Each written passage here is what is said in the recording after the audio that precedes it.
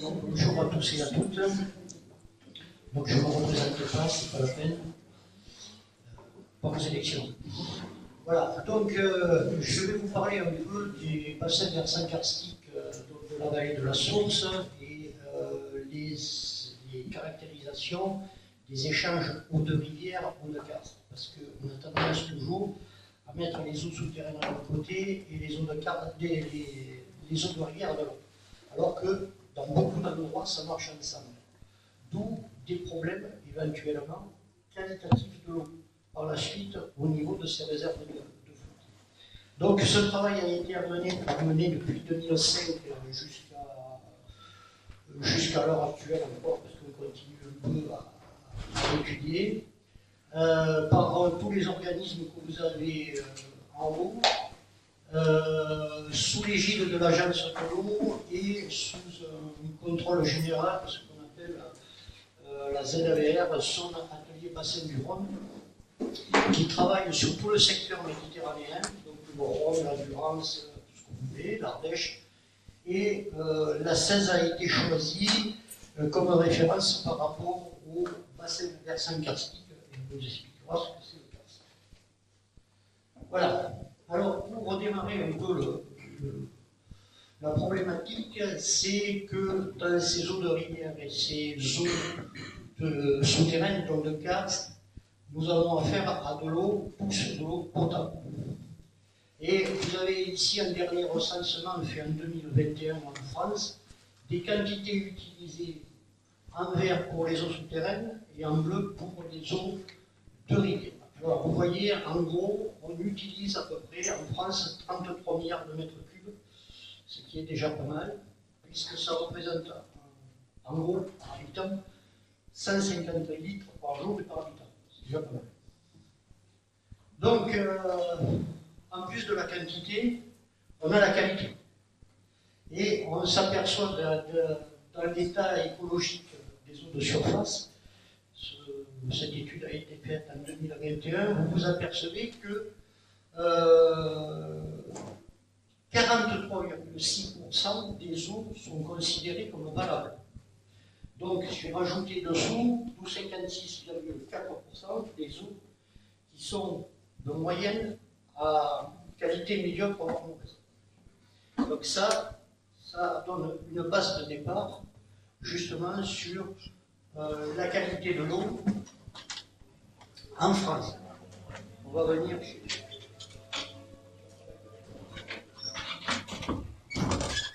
Alors, la 16, ça a en gros un bassin versant d'une superficie d'à peu près 160 km². Donc ça fait 8 km de linéaire pour la 16. Donc elle est constituée d'unités aquifères, c'est-à-dire en fonction de la géologie des sites depuis le mont Lozère jusqu'à la vallée du Rhône. Ce sont des unités d'aquifères avec des géologies entièrement différentes. Donc je vous ai coupé en 5 la zone Cévennes et plus bas, après le fossé d'Alès, c'est-à-dire la zone Malon-Saint-Ambrois, c'est la zone Cévennes, et la zone Saint-Ambrois-Bagnols-sur-Cèze, la zone Garenne. Donc, pour bien déterminer au départ ce que c'est un aquifère, c'est simplement le contenant, c'est-à-dire que ce sont des roches fracturées qui permettent d'accueillir l'eau et de faire une réserve d'eau, ce qu'on appelle une nappe phréatique, que ce soit dans les sables ou bien dans les roches compactes. Donc ça c'est le contenu, parce qu'on a tendance à confondre aquifère et nappe phréatique.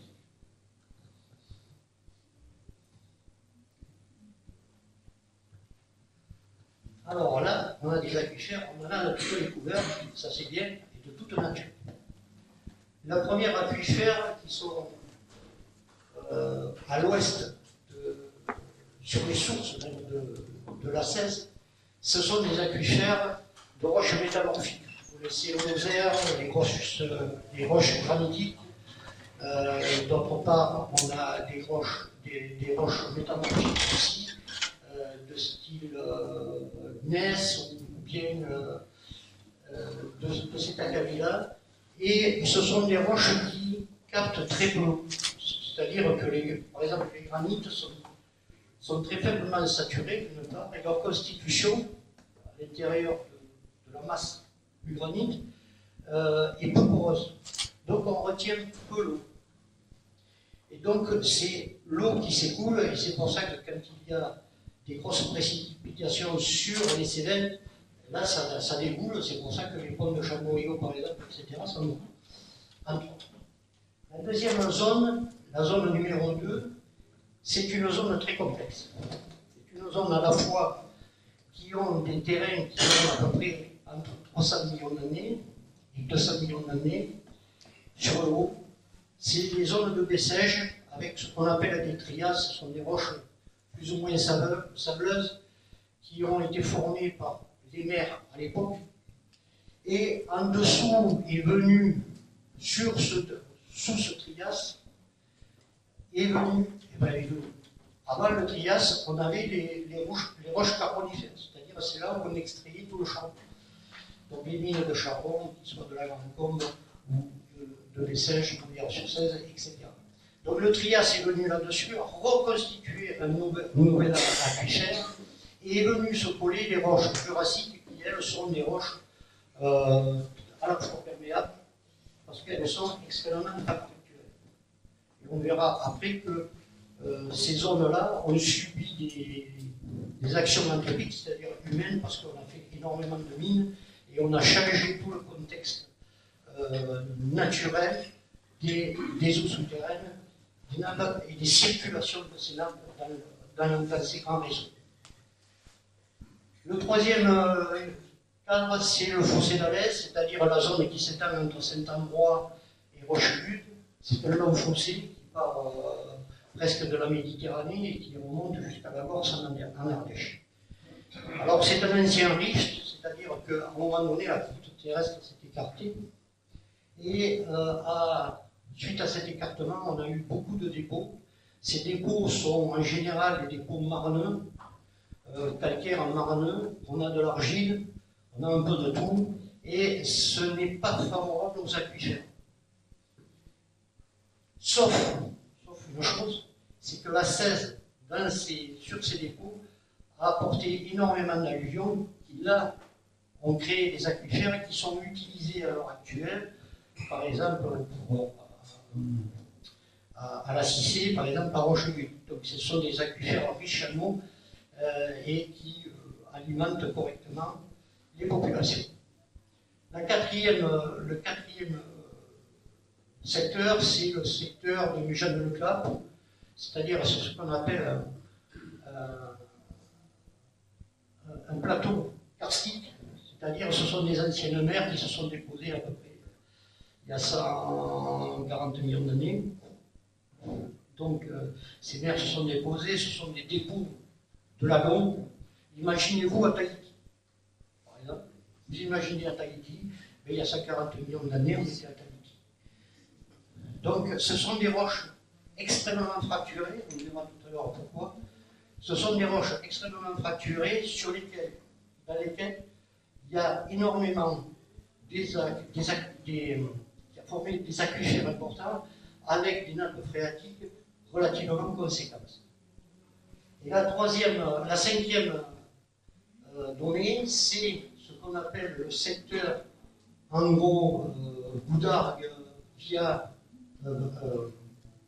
Bagnols-sur-Cèze, où là, on a des zones de sable qui sont venues se déposer il y a 65 millions d'années en gros, et qui, elles, donnent des aquifères un peu variables, c'est-à-dire des aquifères à la fois sableux, mais aussi ces mers ont déposé des calcaires. Donc des fois on a un peu plus d'eau, un peu moins d'eau en fonction de la région, et c'est des zones qui sont relativement peu étudiées à l'heure actuelle, mais qui commencent à soulever des intérêts parce que la ressource en eau, on en a besoin. Donc vous voyez, donc, pour les productivités, en eau dans la zone 5, on ne dépasse pas 10-20 mètres cubes, ce qui est peu pour cette région. Pour revenir à la 3 uniquement, c'est important parce que la rivière 16 est alimentée aussi par la Claise, qui est une unité jurassique, c'est-à-dire de calcaire jurassique important, qui se situe entre Saint-Sauveur et Saint-André-de-Cruzière et qui amène de l'eau et alimente la Seine. Voilà, alors on a détaillé un peu. Donc voilà les formations géologiques de cet ensemble de socles et leur vulnérabilité. C'est-à-dire que le socle sélénol, on a une vulnérabilité importante parce que ce qu'on lâche en surface, on le retrouve instantanément dans la rivière ou dans les ruisseaux. Parce qu'elle n'a pas, cette roche n'a pas le rôle de filtre. Le Carbonifère et le Trias, ce sont des zones très fracturées, très carstifiées, comme on l'a vu. Donc, ils sont alimentés aussi en grande partie par la rivière Seine. Donc, ensuite, la zone, je dirais, Saint-Ambrois, là aussi, on a des vulnérabilités de l'aquifère qui sont très grandes parce qu'on a des zones très fracturées, on le verra tout à l'heure, parce qu'on est en gros sur la grosse faille énorme des Cébelles. Et ça fait du dégât. Voilà. Et ce qui est souligné en bleu, c'est cette région dont on va parler, c'est-à-dire cette zone que l'on a étudiée avec plus de détails, qui est une zone donc à vulnérabilité forte. Ce calcaire est très fracturé et on a donc là-dedans des grands systèmes noyés avec des sorties de sources un peu de partout, ce qui fait qu'il y a le paradis des plongeurs d'ailleurs parce qu'il descend relativement bas. Et cet aquifère-là est fortement alimenté aussi par les eaux de la Seine. Et vous voyez que les deux autres, bon, mais aussi il y a des vulnérabilités variables et vulnérabilité importante donc, de l'aquifère en bordure rhônienne parce que voilà, c'est le Rhône, il y a beaucoup de viticulture, il y a plus d'industrie, etc. Il y a plus de population, enfin, c'est un tout qui fait que cette vulnérabilité par rapport au dépôt des sables, etc., est bien plus grande.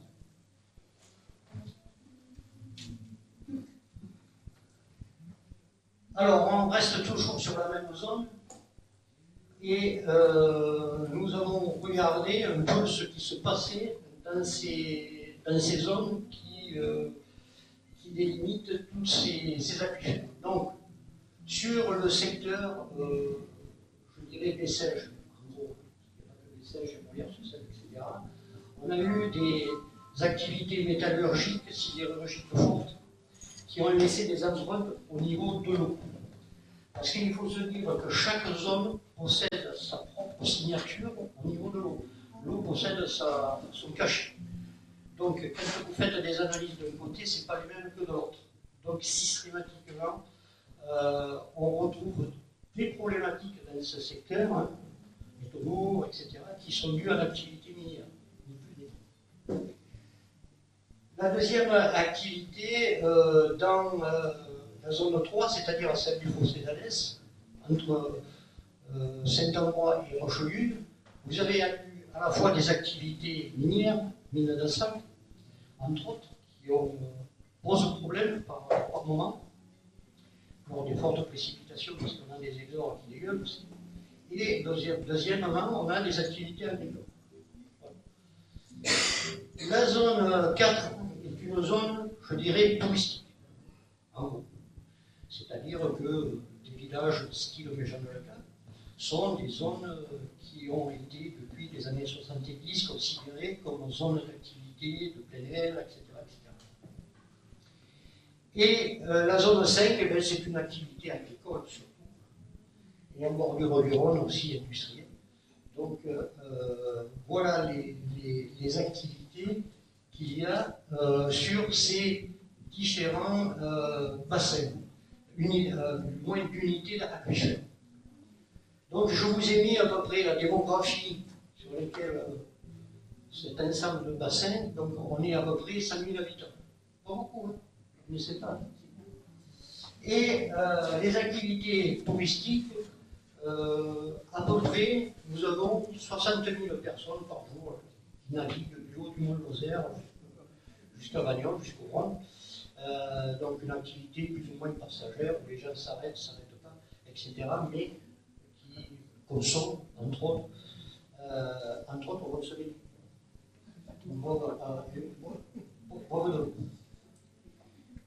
donc, tout cet ensemble-là est soumis, donc, on est sous climat méditerranéen, c'est bien connu, on chauffe l'été, et on se noie en automne, disons en automne. On a des sécheresses estivales qui sont bien connues et qui sont de plus en plus récurrentes. On a des concentrations de pluie au printemps et en automne, de plus en plus prononcées et de plus en plus étalées. Des épisodes pluvieux extrêmes et pillages sévères. Vous connaissez, si vous fréquentez la 16, surtout dans notre région, c'est-à-dire que des fois il n'y a plus d'eau, et puis des fois on se noie. Voilà. Il y a 7 mètres, 8 mètres d'eau dans la rivière. Et ce qu'il y a en bas, c'est l'évaporation, ce qu'on appelle l'évapotranspiration moyenne, 40%.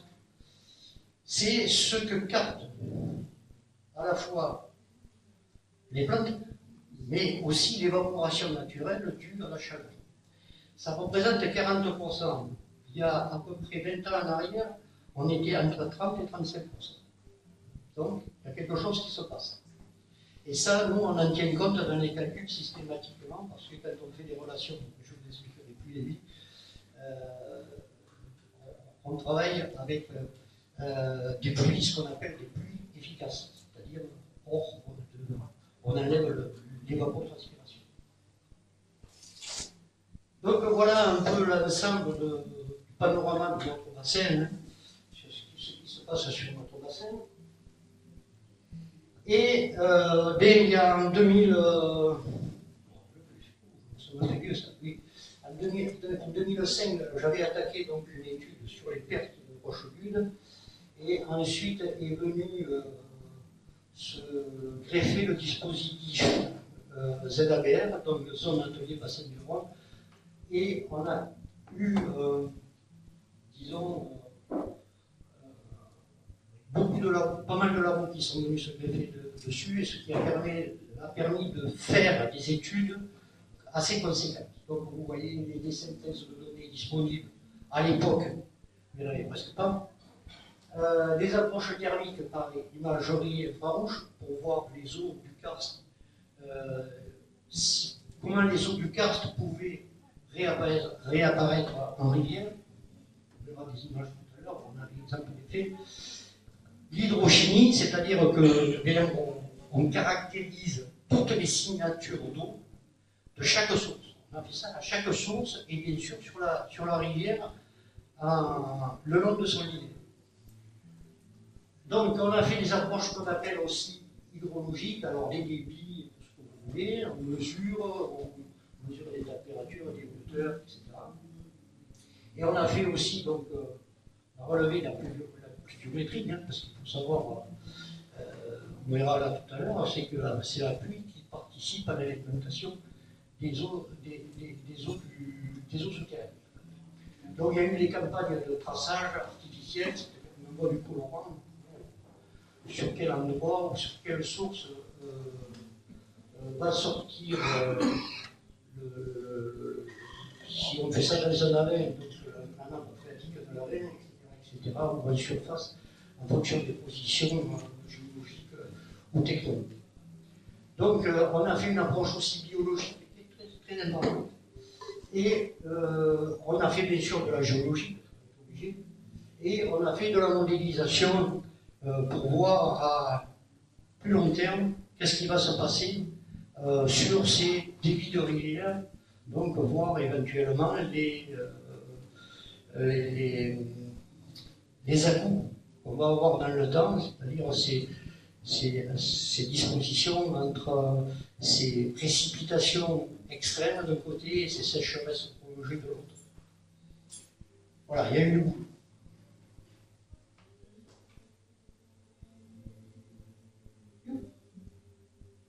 Bon, voilà, alors ça, c'est, il faut dire, l'ambiance dans laquelle, en gros, on a travaillé. Hein.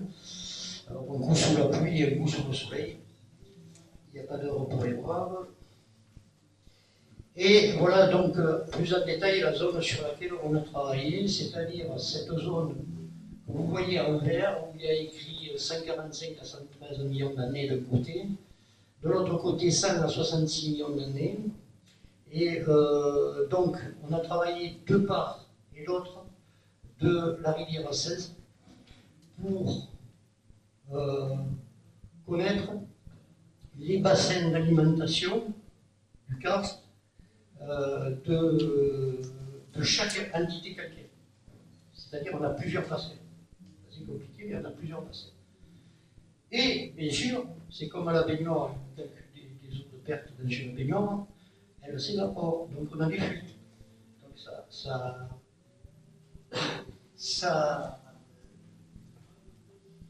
comment dire, ça accentue les problèmes.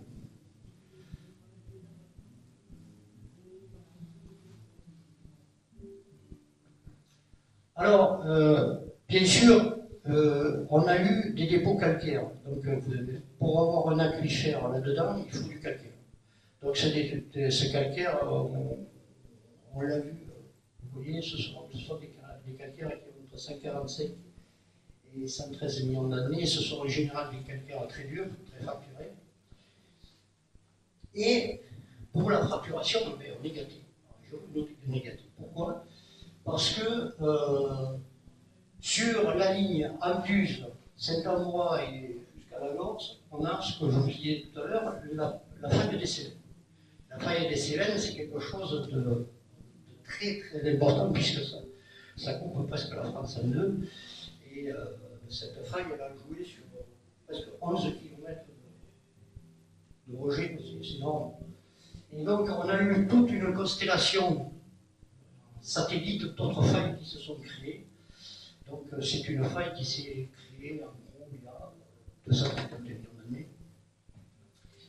Et est venu après ces événements, alors chaque dépôt a connu des phases tectoniques, c'est-à-dire que la Terre elle bouge en permanence.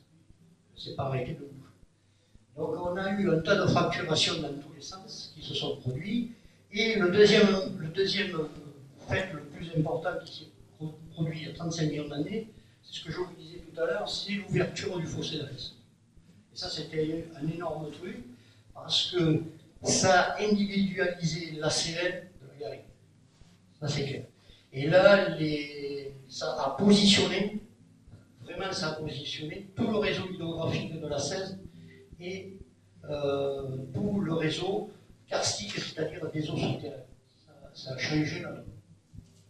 Donc vous avez des tectoniques qui sont hercyniennes de 150 millions d'années, pyrénéennes qui ont 45, 50 millions d'années, et alpines qui sont plus récentes à partir de 23 millions d'années.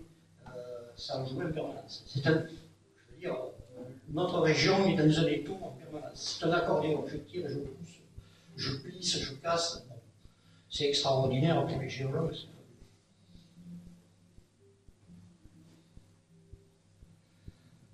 Alors, vous avez entendu parler du mot karst. Le karst, c'est tout bête, ça vient d'une région de la Croatie, c'est là où il y a des gros phénomènes, où il y a beaucoup de cavités, beaucoup d'avens, beaucoup de canyons, beaucoup de rivières souterraines.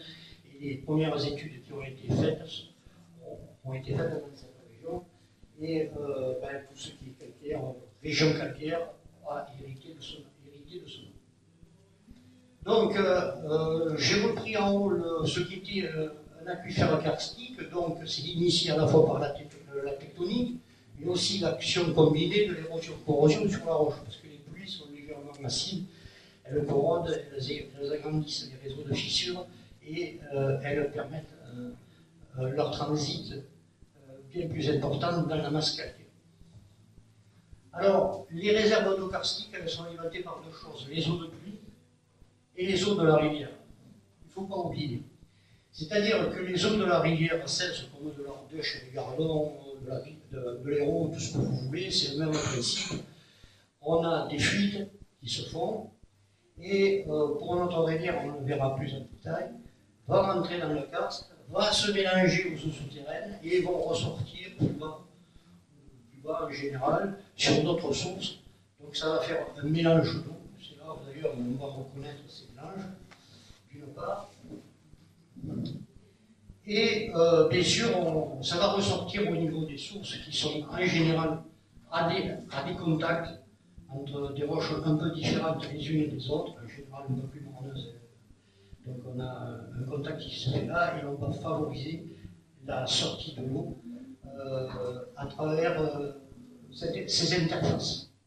Donc vous avez deux cas ici, vous avez le cas de la source de Foncanet, si vous connaissez, c'est-à-dire qu'elle va prendre de l'eau de Rocheville, elle vient le rejeter ici en partie. Donc là on a un mélange vraiment eau de karst de rivière. Et là de l'autre côté vous avez la grotte des Fées, qui elle capte l'eau de la Seine en partie en crue. Donc ça va aller dans le karst et puis ça va ressortir, on verra des exemples un peu plus loin, puisqu'on a fait des mesures là-dessus.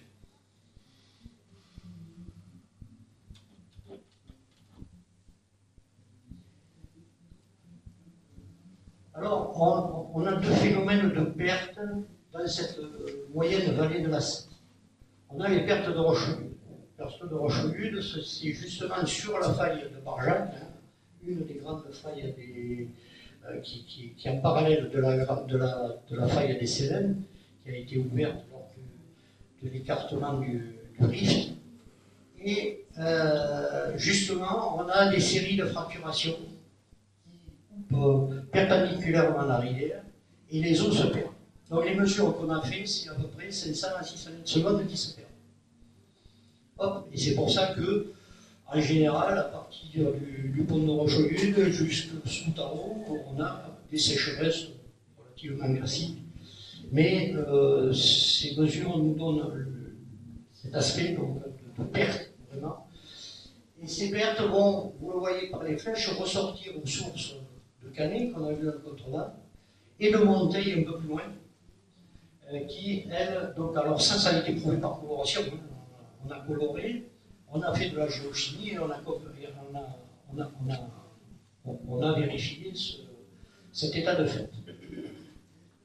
Le deuxième état de fait, c'est ce qu'on appelle les pertes de bombe salène, c'est-à-dire sur le plan Quittard, vous avez des pertes.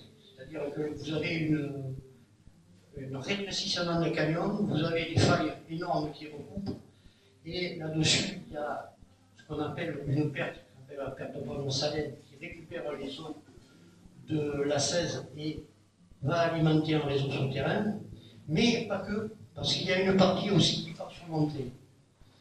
Et là, la problématique, et là c'est une des problématiques qualitatives de la 16, c'est que juste en amont, on a tous les canaux naturistes qui sont là et posent problème au niveau qualité. Et on a un troisième cercle, c'est-à-dire sur les sources de pavillon. Alors là, on a des infiltrations à travers le sable. Les sables, donc ça va joindre en périphérie de la source les eaux souterraines, et on va avoir un mélange, ce qui donne d'ailleurs, pour ces sources-là, permet de maintenir un débit, entre autres, relativement conséquent. Voilà pour les pertes.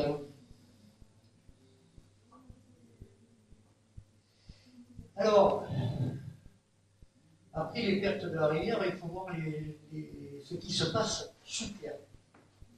Alors, sous terre, depuis les années 68, il y a eu une batterie de traçage, c'est-à-dire qu'on descend sous terre, on prend du colorant, on injecte et on regarde où ça sort. Alors, c'est pas évident à tous les coups parce qu'il y a beaucoup de cavités dans lesquelles on ne peut pas le faire. Ou bien on le fait en surface, sur des zones géologiques bien définies sur le plateau, donc avec des apports d'eau provenant de camions, par exemple, ou bien de lacs qui sont sur le plateau, on pompe dedans et on injecte. Alors vous voyez tous les petits traits là, vert et jaune, c'est tout l'ensemble des traçages qui ont été réalisés depuis 1968. Donc nous on en a fait une petite partie et ça a permis de définir des bassins versants karstiques, c'est-à-dire des zones spécifiques d'écoulement et qu'elles soient petites ou qu'elles soient grandes. Donc on va voir les différentes ampleurs de ces bassins.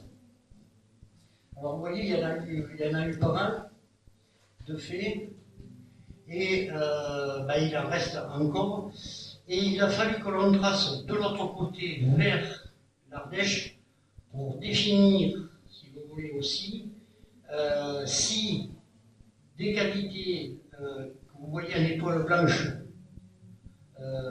avec des traits verts ne déboulaient pas sur la 16. Donc on a fait un partage des zones. On a vraiment comment dire, délimiter les bassins versants karstiques d'un côté de l'Ardèche et de l'autre côté de la Seine. Garantie, ça demande du boulot, des efforts.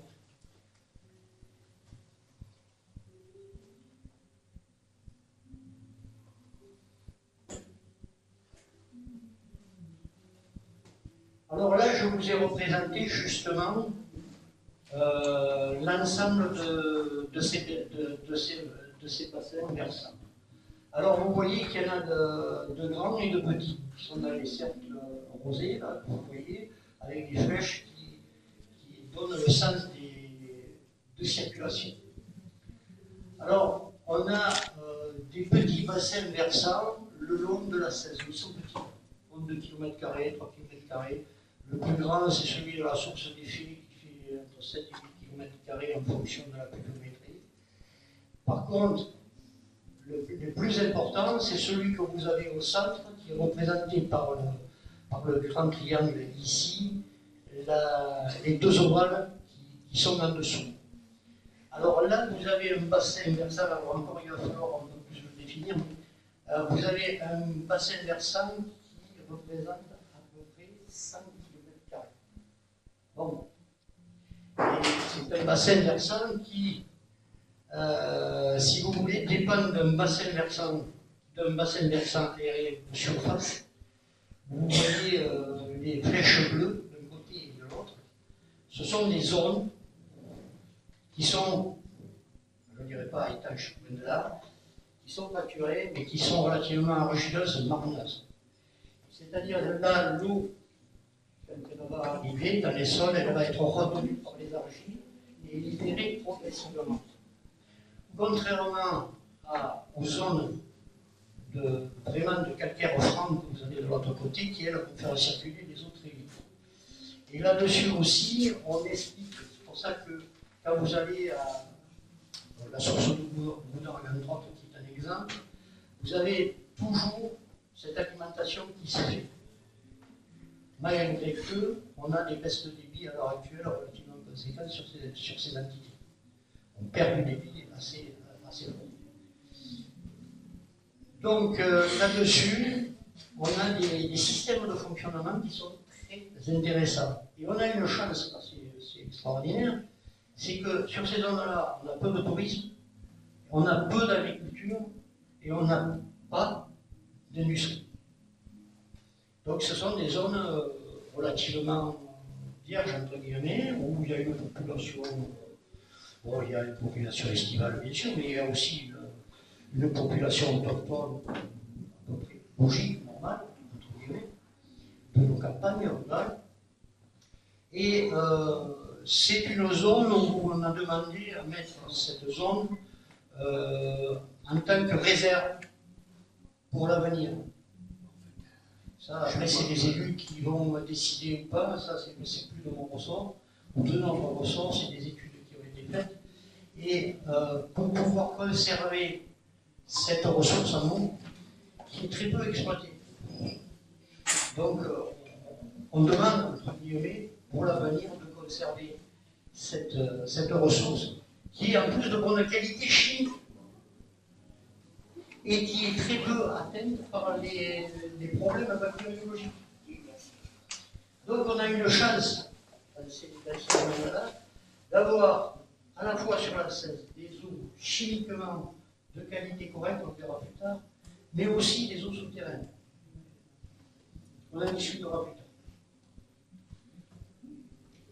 Alors, les suivis hydrologiques qui ont été faits, vous voyez, on a analysé et on a calculé la contribution des eaux de karst à celui de la rivière. Donc, vous voyez, ça passe en pourcentage. Donc, en fonction des saisons, en avril, juin 2015, ou juillet, etc., vous voyez que ce pourcentage varie en fonction d'eux. Donc, ça, c'est surtout en fonction à la fois des pluies qui alimentent les eaux souterraines, mais aussi de la rivière, l'état de la rivière, ce qui passe dans la rivière. Donc, ces eaux du karst ont une contribution importante au début de la rivière. Aussi, ça maintient. Donc, voilà, c'est relativement, c'est très important. Même si ça n'apprenne pas énormément, mais je vais prendre un exemple en 2023. La 16 s'était arrêtée de couler à Rocheville, et jusqu'à Montcul. On pouvait faire en voiture, pas de problème, il n'y avait pas d'eau. C'est à partir de Montcul, à partir de ces sources importantes, la 16 a maintenu son débit. C'est-à-dire que c'était les eaux souterraines qui alimentaient la 16. Et ça a maintenu une activité un peu touristique, etc., sur cette région. Mais autrement, on avait la 16 qui était carrément à sec. S'il n'y avait pas eu ces sources-là, plus rien.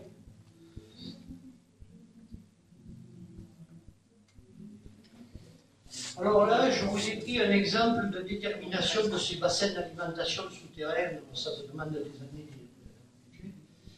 Là aussi, avec à la fois de la géole, du traçage, des analyses chimiques, hydrochimiques, etc. Et on a ébauché, si vous voulez, les eaux de la source de Marna. Alors peut-être vous connaissez Marna, mais il faut aller voir, c'est très joli. Le moulin de Martel, etc. C'est au pont de Couvreau, c'est des lieux de baignade très jolis. Et cette source est déjà Maman. C'est elle qui collecte, en gros, toutes les eaux de pluie de Méjean-le-Cap. D'ailleurs, en 1890, on l'appelait la source de Méjean. Donc, les différents travaux menés ont montré, vous le voyez en bleu, le bassin d'alimentation de cette source. Donc ça part de Méjean-le-Cap. Il y a différents bleus parce que c'est des points de coloration différents qui ont été faits. Et vous voyez la couleur de cette zone. C'est la sucette. Ouais, ça va mieux. Ça va mieux. Bon. Il fallait le dire de suite. Donc voilà. Donc c'est en vert, vous avez d'autres bassins d'alimentation souterrains. Par exemple sur le mer d'Héris, on en a d'autres sur les sources de force mâle d'un côté, sur la source d'effet, etc. Et ça nous a permis de voir un peu l'importance disons de la surface de ce bassin-là, qui est très important et qui, pour la suite, pour X raisons, pour des assainissements, des travaux divers, etc., peuvent être pris en compte pour éventuellement éviter, par exemple, une pollution quelconque sur ces zones-là.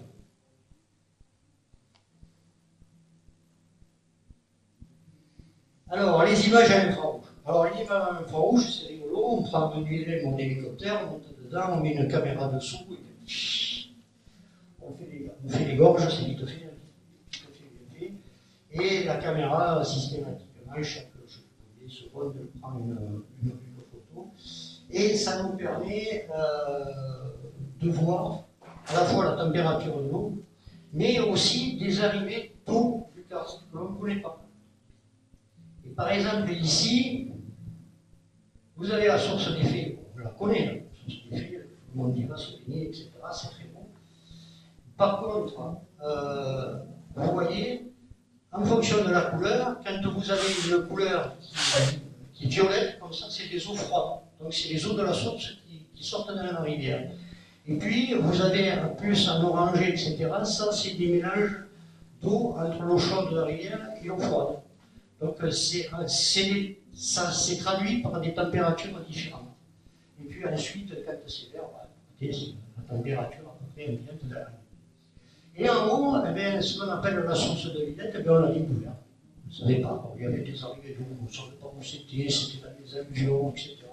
On a dit c'est la saison qui se perd, etc. Et puis, quand la Libye est passée, elle a fait ses photos, elle nous a dit non, non, mais là, il y a de l'eau froide. Donc, on est allé faire de la mesure, on est allé regarder, effectivement, il y a du débit relativement conséquent en fonction de la saison.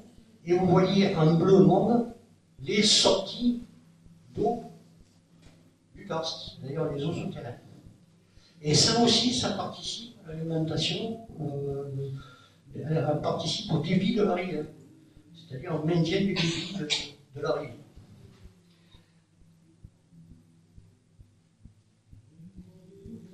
Alors, il y a la biologie. Alors, je ne suis pas spécialiste de la biologie, domaine de là.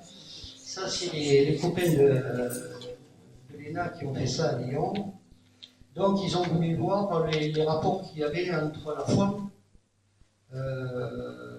qui se trouve dans l'eau, tout ce qui est arthropodes, etc. Voir éventuellement comment ça fonctionnait. Parce que vous avez des bestiaux qui sont propres au lit de la rivière, vous avez des bébêtes qui sont propres au milieu souterrain, et puis vous avez des bébêtes qui sont entre les deux. Donc ce qu'on appelle ça, c'est une faune benthique qui est très importante, parce que les poissons ils becquent avec ça, excusez-moi le terme, ils mangent. Et s'il n'y en a plus, c'est un peu gênant pour la faune piscicole. Donc, on a vu à travers la faune soit benthique, c'est-à-dire celle qui a dans les graviers, les sables de la rivière, etc. La faune qu'on appelle hypoïque, c'est-à-dire entre les deux, mon cœur balance, c'est-à-dire que les bébêtes, en fonction de la rivière, vont rentrer dans le karst quand il y a moins d'eau, et vice-versa, il y en a d'autres qui vont sortir vers la rivière quand, pour X raison, le karst est saturé, un truc comme ça. Donc on a des échanges comme ça, et ça a permis donc de... Bon, je l'ai dit dessus, c'est la première fois qu'on faisait une reconnaissance et une classification des bébêtes qui se situent dans le milieu de la rivière. C'est une première. Et ça a été très, très, très intéressant de faire une classification. Et donc ça permet de déterminer le sens donc, des interactivités entre les eaux de la rivière, ainsi que des zones d'échange. Et là, on a, par rapport à la thermie, par rapport à la chimie, etc., effectivement, ça nous a aidé à valider le contexte du fonctionnement de cette rivière. Alors, c'est pas du tout ma spécialité. Donc là-dessus, c'est fait. Bien sûr, il faut écrire. Après, on vous demande des rapports, on vous demande des publications. Donc voilà, il y a toute une liste, dont une qui a été faite par Hervé Chapuis, qui a passé sa thèse justement pendant 4 ans et a travaillé avec nous et a fait une thèse, non pas parce que j'y étais dedans, mais le truc, un travail remarquable que vous pouvez aller chercher sur Internet. Il n'y a aucun problème si vous voulez faire de la lecture. Domaine des sources. Alors, dans le domaine des sources, il faut aller dedans. Donc, vous voyez, on va voir un peu ce qui se passe.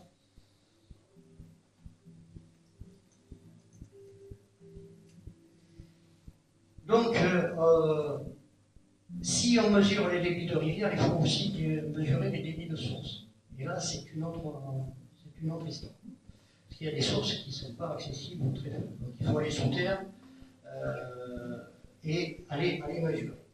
Donc, bon, il y en a, on peut mesurer avec un débitmètre classique, hein, à hélice ou ce qu'on veut, mais là, il a fallu installer pour certaines sources des débitmètres noyés, c'est-à-dire qu'on allait fixer les débitmètres au-dessus de l'eau, et ensuite, on voyait des remontées d'eau, c'est-à-dire ce qu'il y a, c'est un débitmètre à faisceau optique, ça envoie deux faisceaux comme ça, en D, qui d'un point à l'autre mesure la vitesse du sédiment, et puis il y en a un tout droit qui mesure la hauteur. Donc vitesse multipliée par hauteur, vous voyez ce que ça fait un débit. Voilà, et ça c'est du travail, parce qu'il faut de l'investissement à la fois, parce que c'est des appareils qui coûtent relativement cher, et des mises en place relativement spécifiques.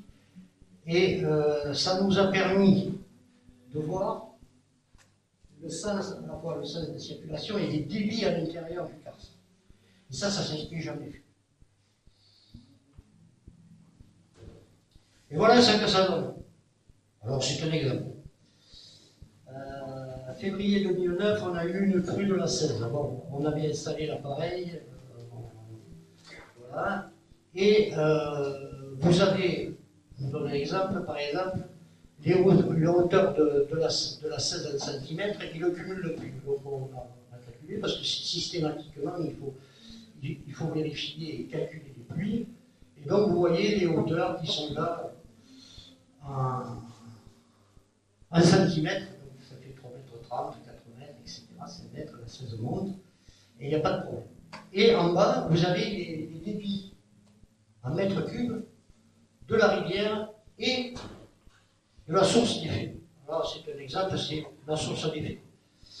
Et vous voyez que le débit de la rivière va monter jusqu'à à peu près 4 mètres cubes, qu'est-ce que je veux dire 400 mètres cubes seconde. Et ceux de la source est relativement faible. Vous voyez, le temps de réaction sont entièrement différents. Donc, la question avait été posée, est-ce que les sources contribuent lors des crues au pouvoir, entre guillemets, dévastateur d'une rivière? La réponse est non. On n'a pas assez de débit pour permettre, parce que quand vous avez 400 mètres cubes seconde dans la rivière, si vous en avez 5 à la source, c'est pas ça qui va changer la face du monde. Voilà. Mais ça permet de voir le fonctionnement d'une source lors d'une crue. Je m'excuse, mais on a un timing à respecter. Et je voudrais qu'on ait un peu de temps pour les questions. Donc je ne sais pas si vous êtes au bout de la présentation ou pas. Juste pour vous dire, les volumes transités aux sources qui ont été calculés aux sources de Marna, de pavillon fabrique, donc qui sont en contrebas des gorges de la 16. Donc en gros, vous avez 63 millions de mètres cubes qui sont sortis entre 2011 et 2012. C'est juste pas mal, c'est bien. Voilà, pour vous dire qu'on a un potentiel d'eau qui est quand même conséquent. Si on le lie aux pluies, il tombe à peu près sur ces secteurs-là, à peu près, en gros, 80 millions de mètres cubes. Donc vous voyez qu'on a quand même des réserves d'eau qui sont quand même relativement fonctionnelles, mais fragiles. Donc voilà, donc la sécheresse au niveau 16. J'en reviens parce que vous me pressez. Vous voyez que l'augmentation des températures, elle n'est pas de 5 qui vous bassine à la télé, parce que c'est une température globale mondiale. Chez nous, elle est de 2,4. Nous, on le surveille depuis les années 80. Deuxièmement, vous voyez les résultats justement de ces augmentations de température et de ces pluies qui deviennent complètement erratiques. Et vous voyez que depuis les 15 dernières années, on a 5 années de crise, c'est-à-dire du lot. 7 années avec des arrêtés préfectoraux et 3 années à peu près en équilibre. Commencez à se poser des questions. Ce qu'il faut se dire, c'est que notre rivière, quand même, qui a en plus un petit bassin d'alimentation, contrairement à ses sœurs, le Gardon et l'Ardèche, qui sont le double, et bien plus fragiles. Donc voilà, en tout, vous voyez que sur les périodes hivernales, la 16 en gros gagne 2 mètres cubes d'eau par seconde, bon, il pleut, normal, etc. En période estivale, la ressource en eau est un déficit de 1 tout. Ce qui commence à être conséquent. Sachant que sur l'Ardèche, on est à 6 millions de mètres cubes de déficit. Ça devient problématique. Alors je ne vais pas faire le truc, mais... Donc, pour revenir simplement au seuil de potabilité concernant la qualité des eaux, donc par les produits phytosanitaires, c'est-à-dire agricoles, on est sous les seuils. Donc on a une qualité d'eau au niveau chimique, comme je vous le disais, ouais. Et au niveau phytosanitaire, là aussi on est sous les seuils. Donc, protégeons et faisons de maintenir cet équilibre. Donc, en général, on a une eau de bonne qualité chimique au niveau des eaux souterraines, sachant que le bactériostat, c'est autre chose. On aura de plus en plus de problèmes. Donc voilà, les enjeux de production d'eau potable. Donc là, en gros, vous voyez, Occitanie, c'est 80 millions de mètres cubes utilisés. Nous, sur 112 communes, on utilise 8,5 millions de mètres cubes. C'est correct. Plus. Donc, par contre, la ressource en eau souterraine, des mesures que l'on a fait en 2010 par rapport à ce que fait, par exemple, le syndicat de bassin à l'heure actuelle, on a baissé de 15% au niveau des sources. Donc, ça commence à interroger. Et, comme je vous le disais, la ressource en eau de la 16, au regard des évaluations que l'on mène à l'heure actuelle sur l'Ardèche, on suit la même tendance. Donc, si on fait de la modélisation là-dessus, on va aggraver les problèmes d'ici 2050. Ça, c'est clair. Donc on voit bien que la ressource en eau est un vrai problème sur le territoire. Exactement. Merci beaucoup. Voilà.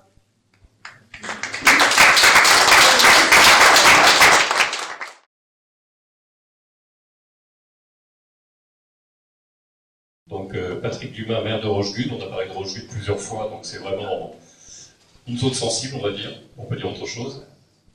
Et Gérard Roger qui arrive, donc qui est pédologue. Alors la pédologie, c'est l'étude des sols, à ne pas confondre avec la géologie qui est l'étude des roches. C'est un petit peu différent. Donc peut-être que, messieurs, vous pouvez dire juste un petit mot rapide pour compléter le... Oui, je vais faire plutôt une analyse socio-économique du problème. On est une région très touristique, et c'est au moment où on a le plus de monde sur notre secteur qu'on a le moins d'eau. Donc ça, il faut bien le comprendre, hein. C'est un phénomène important. Ce que disait Joël tout à l'heure, en 2022, lorsque vous alliez à Rochegude, au Pont-Noyer, ce qu'on appelle le Pont-Noyer, la 16 était à sec, on avait un à sec. Donc tous les touristes qui venaient pour se baigner dans la 16, ils avaient un oued africain. Et l'oued africain, il faisait presque 2 km. Donc il y a ça je dirais comme problème. Il y a un autre phénomène aussi, c'est on ne peut partager qu'une ressource. Cette ressource, elle est partagée entre l'agriculture, entre le tourisme, entre l'eau potable et l'industrie. Mais lorsque vous n'avez plus rien, vous faites comment? Parce que tous les secteurs sont impactés.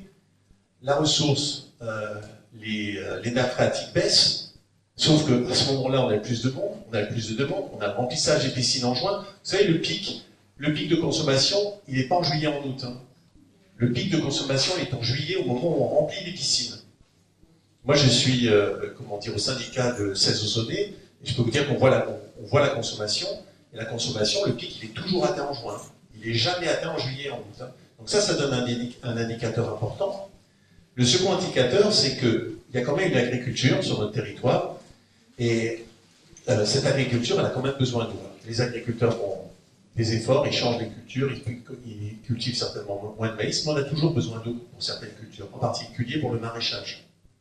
Sans eau, on ne peut pas faire de maraîchage. Donc ça, c'est l'autre point qui est qui est important à prendre en compte. Et le dernier, c'est un aspect plus touristique. On a des très grands campings, on en parlait tout à l'heure, et ces très grands campings, malheureusement, consomment beaucoup d'eau sur notre territoire. Lorsque vous allez dans un camping, vous payez un forfait pour la prestation, et que vous preniez une douche ou 10 douches, c'est le même prix. Et nous, on se bat en ce moment pour essayer de faire prendre conscience aux hébergeurs, à ces hébergeurs-là, qu'en fait, quand il faut qu'ils aient aussi un rôle citoyen et qu'ils travaillent cette partie-là. Parce que c'est pas possible d'avoir des consommations d'eau qui sont phénoménales, okay, parce que quand les touristes seront partis, nous, on reste sur le territoire. Et si moi, je dis à mes Roches-Gudois ou au Cévenol du coin, il n'y a plus d'eau parce que tous les touristes ont pris l'eau en juillet, en août, on aura un petit problème. Donc cette ressource, le partage de l'eau, le partage de cette ressource, il est important, surtout lorsqu'on est en crise. Et je terminerai mon propos sur quelque chose qui est très actuel. On a eu quand même un hiver et un printemps très très pluvieux. Regardez la 16 aujourd'hui, il y a pratiquement plus d'eau dans la 16. Donc ça, c'est un facteur important, je dirais pour moi, qui est même inquiétant. C'est malgré un hiver pluvieux, malgré un printemps pluvieux, okay, aujourd'hui les débits dans la 16 sont très faibles. J'espère que ça va se maintenir comme ça. Vous savez qu'on a ce fameux, Joël n'en a pas parlé, mais on a quand même un barrage, le fameux barrage de Sénéchas, qui est un écrêteur de crues, donc il doit nous permettre d'éviter d'avoir des crues importants, mais qui aussi permet, à partir du mois de juillet, de conserver un étiage. Ça veut dire qu'ils ouvrent les vannes et ils donnent 500 mètres cubes dans la rivière pour maintenir le volume d'eau dans la rivière. Malheureusement, lorsqu'en 2002, il faisait très chaud, ben, l'eau n'arrivait pas jusqu'à Rochegud. Elle partait de Sénéchas, et entre Sénéchas et Rochegud, elle avait disparu. Alors, avec l'évaporation, avec les pompages, avec tout ce que vous voulez, mais malgré tout, l'eau n'arrivait plus, je dirais, entre guillemets, chez nous. Et je reviens toujours à cette notion qui est importante. Lorsque la ressource disparaît, on ne la partage plus. Et on doit tous être solidaires. Que ce soit les industriels, les agriculteurs, les gens qui pompent l'eau. Donc ça, c'est super important. Cette notion on est tous connectés et on doit tous être solidaires. Enfin, je terminerai mon propos là-dessus. Alors, juste une petite précision par rapport à la pédologie, justement pour me présenter. Donc, je suis à la fois agronome et pédagogue. Et la pédagogie, c'est exactement entre l'agriculture, l'agronomie et la géologie. Et le sol, qui a été évoqué à différents moments, c'est l'intermédiaire justement entre ce qui tombe du ciel et ce qui est sur la terre, sous la terre. Et c'est à la fois formé par la géologie, la décomposition des roches, et puis par tout ce qui arrive par en haut. Et puis c'est là que circule l'eau, c'est là que sont installés les agriculteurs, les activités humaines, et c'est le récepteur, je dirais, le plus important de l'écorce terrestre, puisque sur 30 cm à 2 mètres de profondeur la plupart du temps, vont se jouer, je dirais, non pas le combat, mais l'alternance de l'humidité, l'arrivée du sec, et l'activité biologique du sol, l'agriculture, et puis la porosité, le fait que l'eau va pénétrer ou pas. Si l'eau ne pénètre pas parce que la terre est trop dure ou trop sèche, l'eau justement va circuler à toute vitesse, va rebondir sur une terre sèche, dure, et elle va aller de suite, je dirais, dans les ruisseaux, dans les rivières, et va faire une crue énorme alors qu'elle n'arrive pas à rentrer, à pénétrer. Et je n'ai pas de message particulier à dire. Je parlerai pendant des heures si je reprendrai simplement le truc qui a été dit. La phrase de monsieur est absolument fondamentale. On ne peut partager que ce que l'on a. Et là, ça me faisait penser au fait qu'il faut vraiment maintenant s'interroger, c'est quelle utilisation de l'eau je peux modifier, ou quelle modification je peux apporter à ma consommation d'eau, au sens local, de façon à ce que l'eau que j'utilise, que je rejette, puisse au cas où avoir 2, 3 ou 4 utilisations pour être, entre guillemets, non pas recyclé, le mot n'est pas recyclé, le mot est utilisé plusieurs fois à plusieurs niveaux. Et donc, je vais tout de suite remettre la parole en jeu et des questions que vous avez.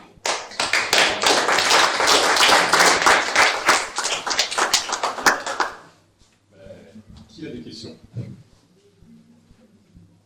Bonjour.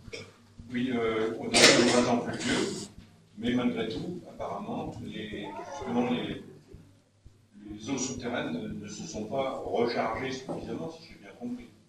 Alors, quand même, il y a eu vraiment, ça fait deux printemps de suite où il y a eu beaucoup de d'eau. Alors, est-ce que justement, ça ne rejoint pas le fait que les sols n'ont pas suffisamment absorbé le trop-plein d'eau? Alors,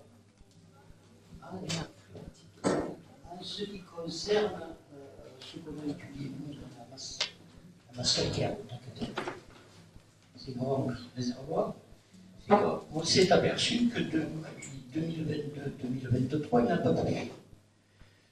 Le système de pluie de janvier à mois d'octobre, il était tombé 350 mm, alors qu'on a une moyenne de 700 à 750 mm ici. Il est retombé, ça a complémenté jusqu'à 700 les 2 derniers mois, novembre et décembre, et ça sur 2 années. Le problème de ça, c'est que justement, on a suivi ce truc-là, plus ou moins, parce que c'est quand même relativement pas facile, parce que c'est des phénomènes voilà, qui apparaissent et on s'interroge. On pense, plus que penser, c'est que le phréatique, l'aquifère en tant que tel, c'est un ensemble de fracturation macro et micro. Et cette fissuration, on a peu de perméabilité dans ces sols-là, parce que c'est des calcaires très compacts. Ces circulations-là, quand ça s'infiltre, etc., ça reste dans des systèmes comme de la capillarité, donc c'est des systèmes physiques qui maintiennent l'eau en suspension au-dessus, ce qu'on appelle des épices phréatiques. Il y a aussi des masses plus ou moins argileuses, sableuses à l'intérieur du karst, dans des poches karstiques qui peuvent jouer aussi le rôle de rétention. Mais là, on a vraiment vidé tout ce système de fracturation. Et ça représente des millions de mètres cubes. Donc en 2 ans, on a vraiment viré. Et comme vous dites, la masse, la recharge, si vous voulez, de ces aquifères a pris plus d'1 an. Pour se reconstituer un stock, je dirais, à fonctionnement normal. C'est-à-dire que on a voulu faire une injection au mois de janvier sur les gens de la classe. On avait des sources à Marnade, telles que vous l'avez vu, qui sont à 200 litres secondes. On était à 5 litres secondes au mois de janvier. Et on a pu faire la coloration parce qu'on a surveillé cet état de fait et elle a repris son débit à 150 litres secondes courant fin janvier. Donc pendant 1 an, on n'a eu que des écoulements extrêmement faibles. Et ça, surtout de la périphérie des gorges. Merci.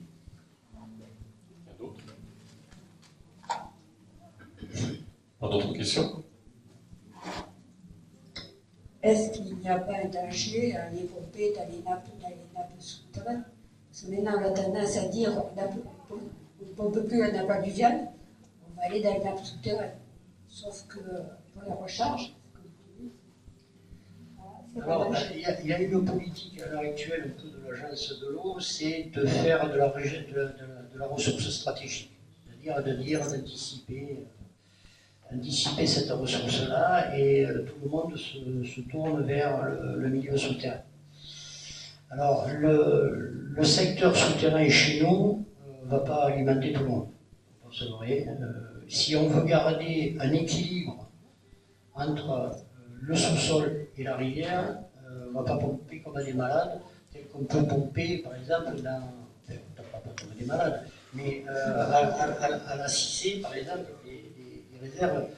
Je suis brut de pompe, de toute façon.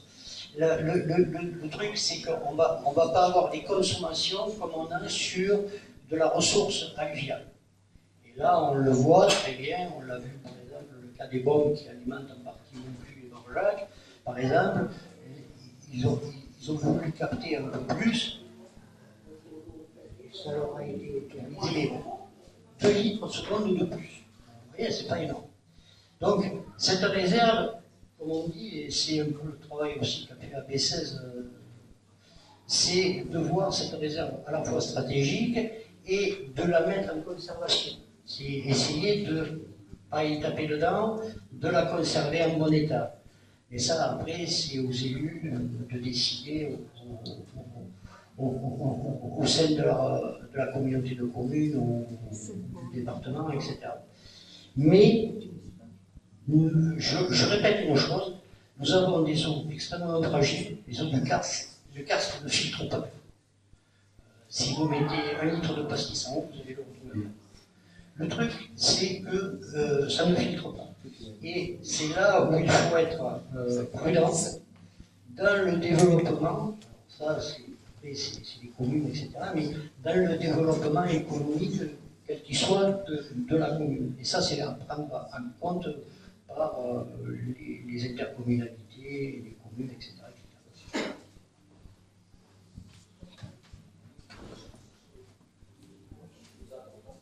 Il y a une double réponse à faire. Vous avez certainement entendu dans les actualités qu'il y a certains maires en France qui aujourd'hui refusent les permis de construire parce qu'ils ne savent pas fournir l'eau.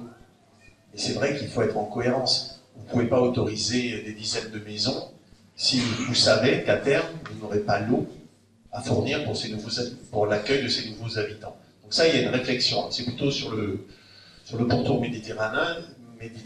Nous, on n'est pas encore trop, mais on a quand même cette réflexion parce que sur notre territoire, il y a 2 gros captages. Il y a le plus gros captage qui est pas malheureusement, mais qui est sur Rochegune, qui s'appelle le Cissé, et un autre captage à Potelière, d'accord. Et 80% des villages du coin, l'eau elle provient de ces 2 captages. Mais quid si ces captages sont pollués? C'est ça le problème. Le problème qu'on a, c'est qu'on n'a que 2 captages, un très gros qui fait 2 tiers et un qui fait 1 tiers. Mais si c'est plus gros, celui qui sort chez lui, pour une raison X ou Y, on a d'énormes inondations. À Rochebune, on a une crue de 11 mètres, on est passé de 0 à plus de 11 mètres. Qu'est-ce qui se passe s'il y a une pollution liée à cette inondation sur cette nappe? On fait comment pour la population? On n'a pas de backup. Et ça, aujourd'hui, et Joël l'a bien dit, on a cette réflexion sur les zones stratégiques pour savoir comment les protéger, comment les surveiller et comment s'assurer qu'il n'y a pas de pollution. Et ça, les élus, aujourd'hui, on a un peu de mal parce qu'on ne maîtrise pas tout. Je vais faire juste une digression et certains d'entre vous vont sourire ou pas sourire du tout. Vous avez entendu parler des PFAS, de l'usine de Salindre. On a la chance, tout va sur le Gardon. Pratiquement rien sur la 16. Mais il y en a quand même une grosse quantité qui va sur le Gardon. On a la chance, a priori, on ne devrait pas avoir trop ce problème-là. Mais quid si on avait ce problème-là? On fait comment? On fait comment pour boire du café, du pastis, tout ce que vous voulez? Donc ça, c'est un vrai souci que les élus ont.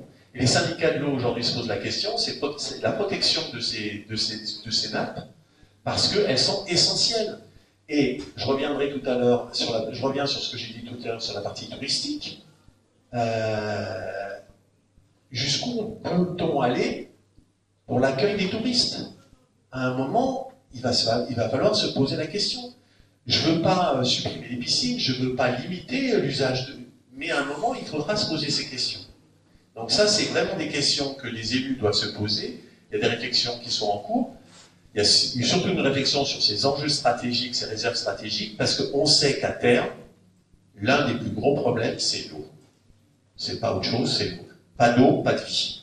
Donc ça, c'est vraiment l'un des problèmes qu'on a. On vient de parler de l'eau, c'est la vie. Et je ne voudrais pas, non pas raconter ma vie, mais là j'ai un souvenir qui est remonté il y a plus de 40 ans. Donc c'était pas la semaine dernière. Et à l'époque, je travaillais pour la Compagnie du Baronne, qui est dans le sud de la France, est la plus grosse, je dirais, compagnie qui capte l'eau et qui fournit l'agriculture et beaucoup de villes, etc., etc. Et pourquoi j'y pense? Parce qu'il y a 40 ans, c'était pendant mon service militaire que l'on appelait actif, donc j'étais incorporé, il était bidasse à m'amuser à me promener dans le désert. Alors, je ne cherchais pas d'eau, je cherchais des sols, et le but c'était de faire des cartographies de sol pour installer des grands champs, et il n'y allait pas avec le dos de la cuillère, comme on dit. Alors, c'est pas du tout la même situation, mais justement c'est intéressant de voir dans un autre contexte comment font les gens. Quand j'allais faire le plein pour acheter de l'essence ou du gasoil, ça me revenait tellement peu cher par rapport au prix des bouteilles d'eau que l'on achetait.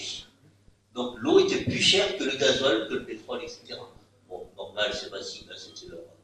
Voilà. Et quand ils pompaient de l'eau, ils avaient fait venir des grandes compagnies coréennes, japonaises et autres, et bien ils faisaient la même politique, entre guillemets, que le pétrole, c'est-à-dire qu'ils pompaient à 300, non, 500, 600, 800 mètres de profondeur pour aller chercher de l'eau fossile. De l'eau fossile, je répète, troisième fois, fossile.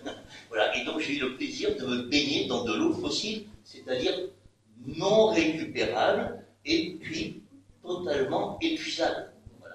Et ils installaient des champs agricoles, etc., pour faire de la luzerne, du blé et autres, avec des installations de villes nouvelles, vous savez, les beaux paysages entre guillemets urbains, et sur les quantités d'eau qui étaient étudiées par le BRGM à l'époque, il nous disait, voilà, Boraïda, elle a 20 ans, 25 ans, 30 ans de potentiel par rapport à la poche d'eau qui est à 600, 800 mètres de profondeur, et dans 40 ans.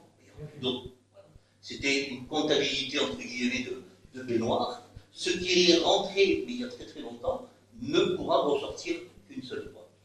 Donc, on n'est pas à ce niveau-là, au sens, mais indirectement, il faut dès maintenant, je dirais, compter l'eau et se poser la question comment je peux l'utiliser 2 fois, 3 fois, 4 fois, et repartir, je dirais, dans une utilisation non pas rationnelle au sens de se couper le cou, mais vraiment intelligente et consciente de la rareté ponctuelle et de l'exceptionnelle qualité que l'on a d'avoir des eaux qui courent et qui sont encore en grande quantité, malgré, je dirais, tout ce qu'on est en train, nous, de raconter. Moi, je rajouterais juste un petit truc. On a parlé de l'agence de l'eau. Aujourd'hui, il faut regarder vos factures d'eau. Et sur vos factures d'eau, vous verrez 2 nouvelles taxes qui sont apparues en 2025, qui sont des taxes que l'État va utiliser pour améliorer les réseaux d'eau. D'accord ? Aujourd'hui, ces taxes, comme d'habitude, elles sont infimes. C'est quelques centimes par mètre cube. Ok ? Mais il faudra faire attention parce que si l'eau se raréfie, ces taxes vont augmenter. Mais elles sont déjà là. Vous savez, c'est indolore. Au début, c'est 0,00. Mais un jour sur quelques mètres cubes, c'est rien. Okay, mais demain, et l'État a déjà ça en tête en disant qu'il va falloir faire payer l'eau plus cher pour pouvoir avoir les infrastructures, de nouvelles infrastructures, avoir moins de perdition d'eau dans les réseaux. Ça, c'est aussi important parce que c'est quand même bête de pomper de l'eau, la remettre dans la terre, voilà. Même si elle revient un petit peu, c'est quand même un peu stupide parce que vous avez consommé l'électricité, vous avez potentiellement fait faire du traitement, voilà. Donc ça, c'est quelque chose qui est important. Et dernier point, on parle de l'eau. Ce qui est aussi important, c'est l'autre aspect de l'eau, c'est l'assainissement. Parce que l'eau, on la retraite, on doit la retraiter. Et les stations d'épuration, aujourd'hui, il y a quelques projets, on consomme tellement d'eau qu'on va essayer de récupérer l'eau des stations d'épuration, pas pour la consommation, mais pour faire de l'arrosage, pour faire de l'agriculture. Et ça, c'est des vrais projets, c'est des projets qui coûtent cher, que l'État a du mal à financer. Mais moi, je pense que c'est des projets vertueux, parce que cette eau, elle est en grande quantité. Chaque fois que vous tirez une chasse d'eau, il y a plusieurs litres d'eau qui partent. Hein. Donc, et cette eau, on pourrait si on la traitait astucieusement, on pourrait quand même la réutiliser. Voilà. Donc c'est quand même un message, il y a les 2 aspects, il y a l'aspect l'eau pure, entre guillemets, et puis il y a aussi l'aspect l'eau à retraiter. Et effectivement, l'eau, comme toutes les autres ressources, ne sont pas inépuisables. Et je voudrais rajouter un petit témoignage personnel, je crois qu'il y a encore quelques questions, on va tâcher d'aller assez vite, mais moi j'habite sur la commune de Molière-sur-Cèze, je crois que le rendement, c'est-à-dire entre l'eau qui est injectée dans le réseau et l'eau qui est facturée finalement aux habitants, donc quelque part qui est utilisée, était de l'ordre de 25%. C'est-à-dire qu'il y avait 75% de déperdition d'eau dans le réseau. Ça, voilà. Bon, je vais juste ajouter ça, puis je crois qu'il y avait encore des questions. Oui, bonjour. Non, j'ai deux questions. Une par rapport à l'eau, en termes, on parlait de piscine. Est-ce qu'il n'y a pas quelque chose qui est prévu quelque part à un moment donné par rapport à ces fameuses piscines? Parce que est-ce que les gens peuvent être pas plus taxés par rapport à la quantité d'eau consommée? Est-ce que c'est une question? Et moi, il y a quelque chose qui me chagrine énormément, c'est que l'eau des piscines, elle est polluée à la sortie. Vu les quantités de produits qui sont mis à l'intérieur pour que les gens puissent se baigner dedans, voilà. Et puis, je renvoie même à tout à chacun, qu'est-ce qu'on met dans l'eau qu'on consomme en termes de produits d'entretien, de produits ménagers, de tout ce qu'on veut, quoi. Il faut peut-être le regarder, ça aussi. Donc pour moi, il y a un vrai souci à ce niveau-là. Alors sur les piscines, il n'y a pas de taxe, il y a une taxe spéciale, il n'y a pas de taxe prévue a priori, hein, mais il n'y a aucune restriction sur le nombre de piscines que vous pouvez construire. Que si vous voulez 2 piscines, vous pouvez construire 2 piscines, il n'y a aucune limitation. Par contre, vous savez que l'eau de votre piscine, si vous videz votre piscine, vous ne pouvez pas la vider dans le tout à l'égout. C'est interdit. Donc l'eau, elle doit être... je ne sais pas où vous la mettez, mais normalement, vous ne pouvez pas la vider dans le tout à l'égout. Donc c'est un vrai souci, parce que vous avez raison. Le chlore, tout ce qu'on met dedans, voilà. Donc ces eaux, elles ne sont pas traitées. Alors, il y a sur notre territoire, il y a quand même quelque chose de vertueux. Il y a une commune qui a fait quelque chose très bien, c'est la commune de Verfeuille, qui met à la disposition de personnes qui veulent réparer leur piscine ou vidanger leur piscine. Ils mettent vous savez, ces grandes bâches où on récupère l'eau.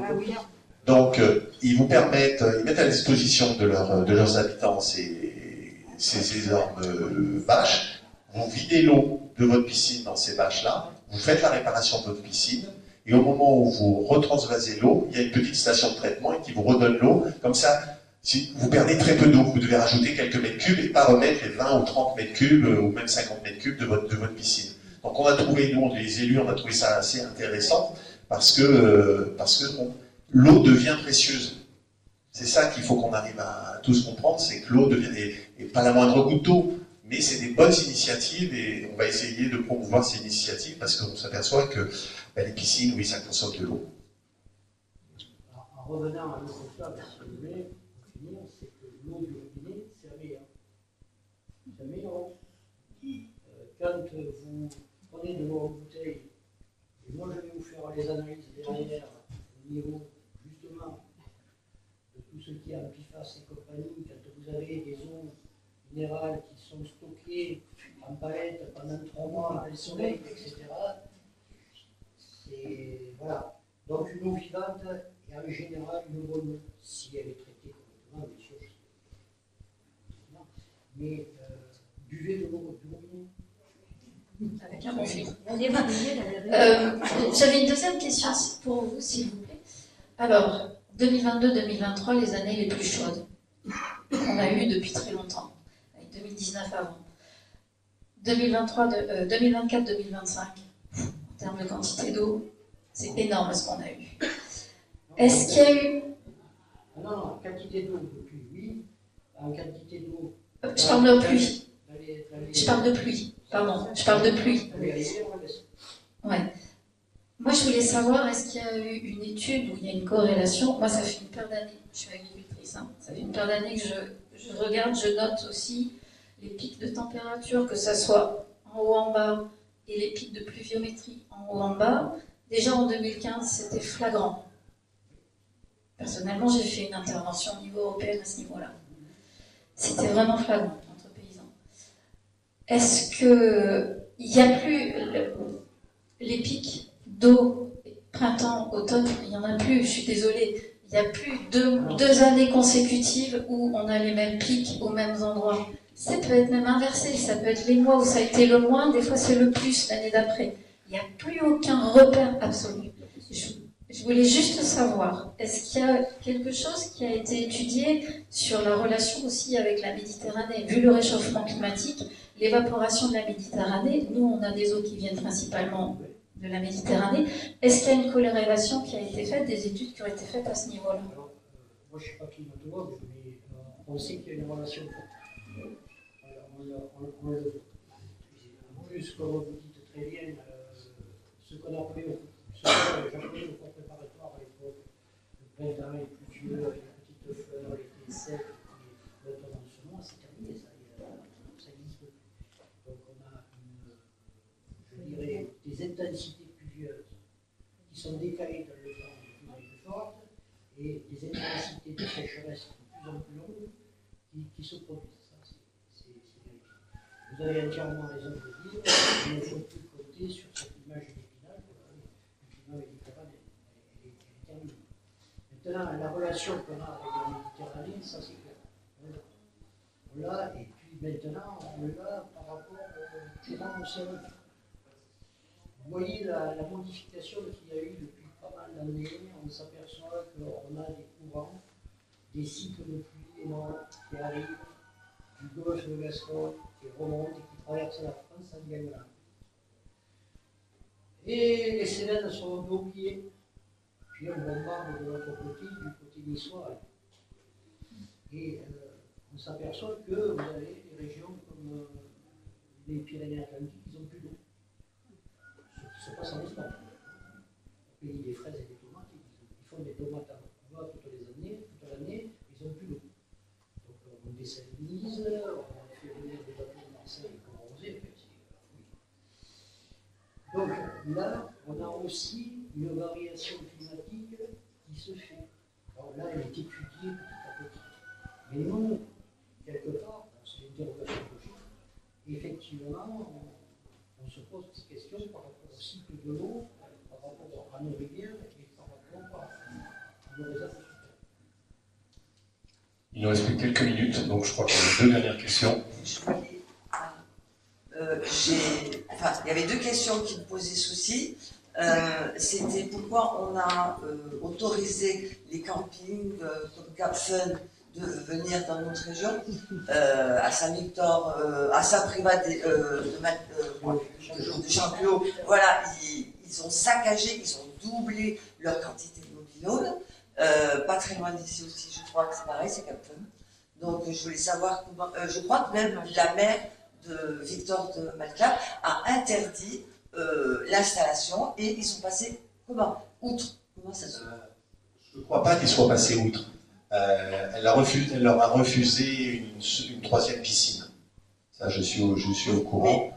Mais alors, je vais vous répondre en tant que maire, hein, c'est la législation. Aujourd'hui, c'est du domaine privé. Nous, on a essayé de faire des choses. Je vais vous raconter une anecdote. Moi, je n'arrive pas à convaincre d'autres collègues maires. Mais moi, je serais pour que ces campings payent, comme nous tous, un compteur d'eau par mobile-home. D'accord? Aujourd'hui, ils ont un seul gros compteur. Et je vous garantis, ils payent moins que vous. Donc moi, ça me plaît pas. Moi, ce que je voudrais, c'est que, comme tout un chacun, vous avez un mobile-home, un compteur d'eau, ils relèvent leur compteur d'eau. Ça éviterait le problème des 10 douches que je vous ai mentionné tout à l'heure. J'exagère un peu, hein, mais tout le monde ne prend pas 10 douches, hein, c'est même peut-être jamais le cas, mais c'est quand même quelque chose qui peut être le cas. D'accord? On a vu dans des campings, parce qu'on a eu des exemples assez tôt, il y a des douches pour chiens.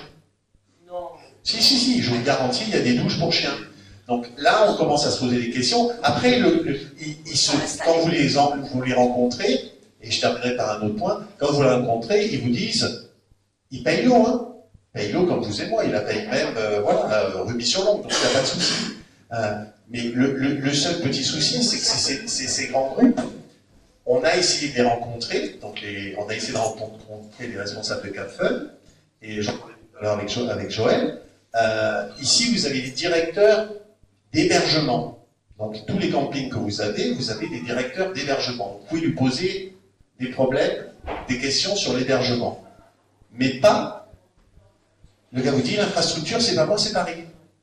Donc, Vous appelez Paris, le gars vous dit Saint-Victor-de-Malcal, Rochegude, c'est en France. Ils ont 400 campings. Donc le gars à Paris, il ne vous connaît pas. Vous lui posez la question. Et je sais qu'il y a eu des discussions, les maires d'Allègre-les-Fumades qui ont un grand camping, les maires de Saint-Victor-de-Malcal qui ont un grand camping, ont essayé d'avoir des discussions avec les directeurs, et ils ont eu des discussions avec les directeurs d'hébergement locaux, ça se passe relativement bien. Mais dès qu'on a un problème d'infrastructure, en particulier sur l'eau ou sur l'assainissement, on vous renvoie à Paris et on vous dit c'est Paris qui gère. Je voudrais juste préciser que ça fait depuis 20 ans à peu près qu'il n'y a pas de politique par rapport au tourisme. On n'a pas de politique, on accepte tout. Jusqu'où ça va aller? Bon, je crois que le pire, on est dedans. Berrias, il y a une limitation à 100 emplacements. Comment? Sur les campings. Berrias? Oui, il y a des... Moi j'ai un camping à Rochegude, il a 90 emplacements. C'est tout. Et on n'a pas accepté plus, on est limité. Mes prédécesseurs, il y a un ancien maire de Rochegude présent là, et il a accepté, quand il y a eu la création, 90 emplacements. On est toujours resté à 90 emplacements. On veut aussi... vous savez, après il y a d'autres questions sur ce tourisme. Hein. Quand vous doublez la population sur votre camping, vous avez d'autres problèmes. Hein. Donc voilà, donc ça c'est un autre point. Mais sur l'eau, pour en venir à l'eau, ces campings, vous voyez bien celui, alors, je ne veux pas comment dire, pointer du doigt, mais quand vous appelez Vague Océan, celui qui est juste à côté là, vous savez bien qu'il y a une relation à l'eau. Si vous appelez Vague Océan, vous avez de l'eau. Et Calfun, sa politique, moi je les ai eu un peu au téléphone, c'est vraiment des piscines, des jets, voilà. Donc mais c'est mercantile, hein, faut pas se leurrer. Hein. Et là, les politiques, on a du mal parce que c'est du droit. Ils ont acheté des terrains, c'est leur propriété privée. Tant qu'ils ne dépassent pas la capacité maximale du camping, ils peuvent faire ce qu'ils veulent et qu'ils payent leur eau. Une dernière question. Moi justement, est-ce que le fait de calculer le prix de l'eau en fonction du nombre de mètres cubes consommés et d'augmenter si on consomme plus, est-ce que ça peut pas être quoi? Il y a des grandes discussions là-dessus. Il y a aussi une discussion sur une consommation hivernale et estivale. Ça va avoir deux calculs, un prix de l'eau en hiver, un prix de l'air en été, pour que les gens qui habitent sur le territoire en hiver aient une facturation moindre, et malheureusement l'été, voilà. Donc ça c'est très politique déjà. C'est les politiques qui décident, hein. C'est mes collègues, c'est moi, c'est voilà. Ça c'est vraiment vos élus. Et donc il faut prendre ça en compte. Voilà. Je voulais savoir ce qu'il en était des arbres du domaine forestier à propos des sols, de l'évaporation de l'eau par les arbres et de leur possible changement d'espèce. C'est-à-dire il y a des étages qui vont passer parce qu'il y aura un manque d'eau et un gros stress hydrique pour les arbres. Et on voit que beaucoup sont en train de mourir dans certaines zones, comme en garrigue, les chênes, comme en montagne. Il y a une différence. Voilà, il y aura un changement de structure du domaine forestier. Qu'est-ce qu'il en est aux structures des sols et au manque d'eau dans la couche de sol? C'est un phénomène gigantesquement important au-delà de notre petite région, on va dire. Et on le voit tous les jours. En 5 ans, 10 ans, 15 ans, le paysage commence à marquer. Et puis certaines années, vous voyez, ah ben tiens, cet arbre-là, je passe à sa route, il est mort, il est mort. Et puis 2 ans ou 3 ans après, on voit que ce n'était pas uniquement un arbre. C'est plusieurs arbres et plusieurs petits coins. Parce que quand un arbre commence à être fragilisé, bon, il y a ceux qui vont y passer de suite, et puis il y a les autres qui vont être un peu plus malades, un peu plus fatigués, un peu plus sensibles, et insectes et maladies vont, entre guillemets, finir de toucher le quartier qui a souffert. Et il a souffert pourquoi? Parce que les profondeurs de réserve d'eau, on a parlé de l'irrégularité, moi c'est la seule chose que je peux vous promettre, c'est qu'il y a une seule chose qui augmente, c'est l'irrégularité. C'est-à-dire qu'on ne sait plus où on va et on ne sait plus comment, je dirais, réfléchir à l'avance. Donc on essaie de faire au mieux, je ne veux pas au sens général, dans le bon sens du terme, mais l'irrégularité, c'est ça la plus importante chose qui arrive. Donc, tous les forestiers, tous les grands domaines ont commencé à essayer, les agriculteurs aussi, comment se préparer aux évolutions climatiques, etc. Et c'est pas évident du tout. On ne sait pas combien de temps va mettre telle strate forestière pour arriver à combler le fait que, ben voilà, les chênes blancs à tel endroit, ben, ils vont être remplacés par le chêne vert, oui, mais est-ce que c'est aussi rapide que ça? Combien de temps ils vont faire? Et puis toute la faune, et puis tous les insectes, etc. Voilà. Donc les choses se passent, on y travaille beaucoup, on y réfléchit beaucoup, à chacun au cas où d'essayer de faire là où il est, s'il peut de suite mettre certains arbres ou des modifications de son espace adaptées aux évolutions et à l'augmentation des régularités. On voit bien que c'est un sujet qui mérite beaucoup plus de discussion, d'échanges et de réflexion, et je pense qu'on n'a pas fini dans l'association de travailler et de proposer des échanges sur ce thème-là. On va arrêter là parce qu'il y a une autre conférence qui suit. Merci beaucoup à tous les trois. Merci. Et puis, à bientôt.